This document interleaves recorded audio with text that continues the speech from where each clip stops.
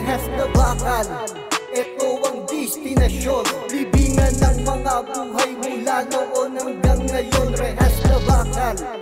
Ito ang destinasyon, libingan ng mga buhay mula noon hanggang ngayon.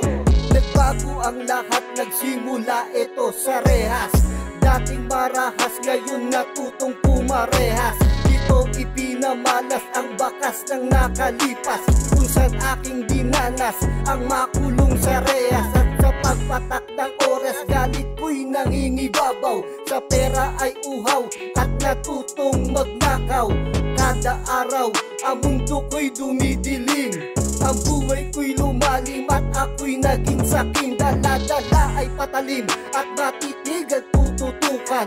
Walang kinakatakutan, madaanan tatapakan. Saking kasakiman at lumala ang pagkatao. Dating barong-bago na ngayon naging berdugo. Sindikato pinasukan ng hold up, nangingidap. Unti-unting gumuho ang aming mga pangarap. At sa isang iglap ako'y nahuli tinuluyan. Rehas na bakal ang aking hinantungan. Rehas na bakal.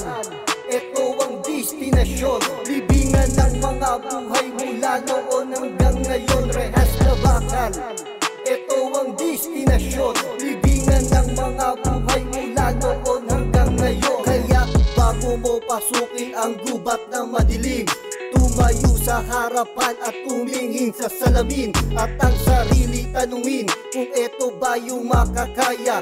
Pasukin ang gulo ngunit mahirap makalaya. Paano na ang iyong pamilya, paano na ang mga bata? Lalaking walang tinapos nang hindi mo nakikita.